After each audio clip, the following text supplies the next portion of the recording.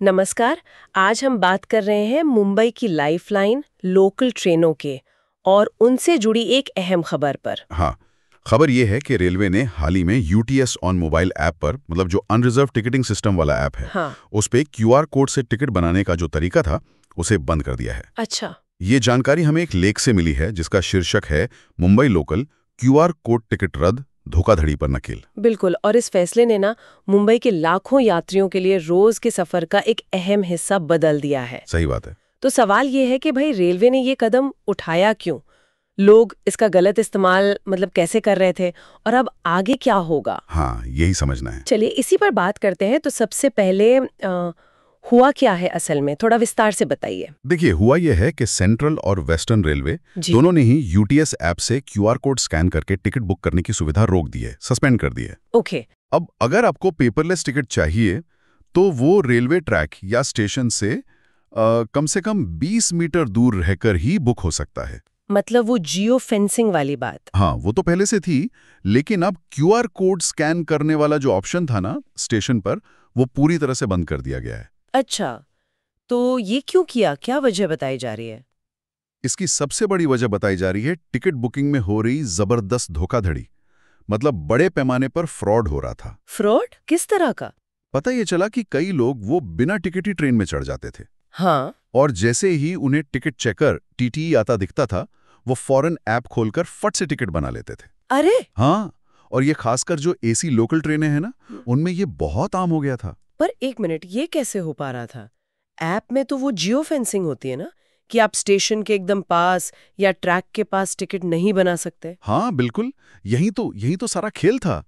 देखिए, 2023 में पता चला कि किसी ने इंटरनेट पर एक वेबसाइट ही बना दी थी। वेबसाइट? किस लिए? उस वेबसाइट पे मुंबई के हर स्टेशन के स्टैटिक, जो कभी ना बदलने वाले क्यूआर कोड होते हैं, वो अपलोड कर दिए थे। क्या बात कर रहे हैं? हाँ, तो कोई भी उन्हें डाउनलोड कर सकता था। हाँ, लोग या तो वहीं से कोड डाउनलोड कर लेते थे या प्रिंट निकाल लेते थे, या फिर मान लीजिए कोई और यात्री है, उसके फोन पर क्यूआर कोड दिख रहा है, उसी को स्कैन कर लिया। अच्छा, तो इस तरह वो जो ऐप की सिक्योरिटी थी हो गई। उसे बाईपास कर रहे थे। एग्जैक्टली। इस तरीके से वो ऐप की दो रुकावटें थी, उन्हें आसानी से पार कर लेते थे। अच्छा। एक तो वो जीपीएस वाली, हाँ हाँ। और दूसरा ये कि फोन की गैलरी में सेव किए गए क्यूआर कोड को स्कैन करने पर भी ऐप में रोक लगी थी, वो भी बाईपास हो गई। हो। नतीजा, ट्रेन के अंदर बैठे बैठे चाहे टीटीई सामने ही क्यों ना आ रहा हो, टिकट बन जाता था। मतलब सिस्टम को ही धोखा दे रहे थे। समझ गई। तो अब रेलवे इसका क्या परमानेंट हल सोच रही है? ये तो बहुत बड़ी गड़बड़ थी। हाँ बिल्कुल। तो रेलवे अधिकारियों का मानना है कि इसका पक्का इलाज है dynamic QR codes. Dynamic QR codes? ये स्टैटिक वाले से कैसे अलग होंगे? देखिए, स्टैटिक कोड तो हमेशा एक जैसे रहते थे, है ना?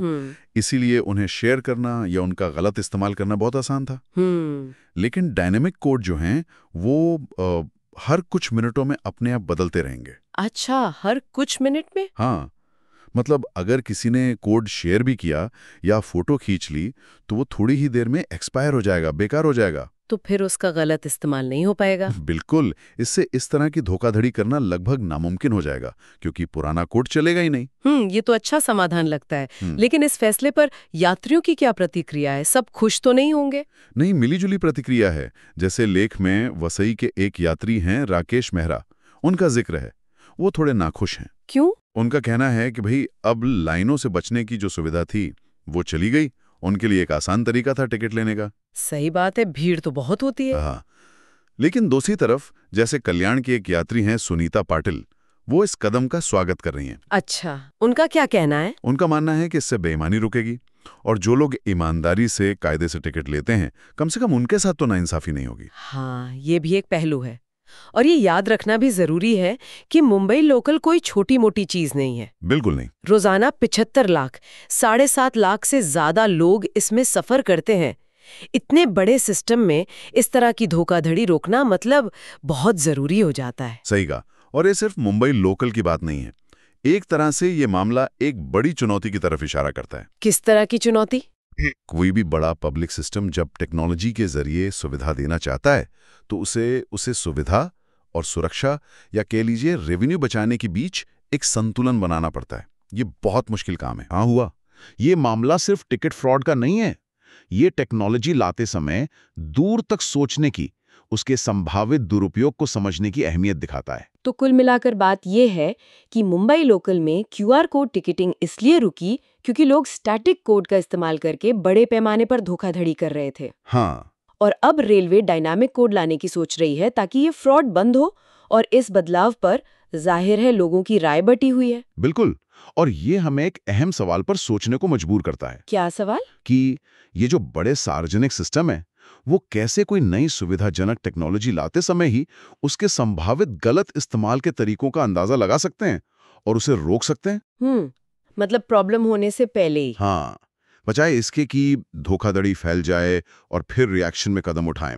क्या ये मुमकिन है, या फिर सिस्टम को सुरक्षित रखने की जिम्मेदारी सिर्फ अधिकारियों की ही है, या हम सबकी मतलब यूजर्स की नैतिकता की भी कोई भूमिका है कि ऐसी सार्वजनिक पहल कामयाब हों? ये वाकई सोचने वाली बात है। तकनीक और इंसान का बर्ताव दोनों का संतुलन जरूरी है।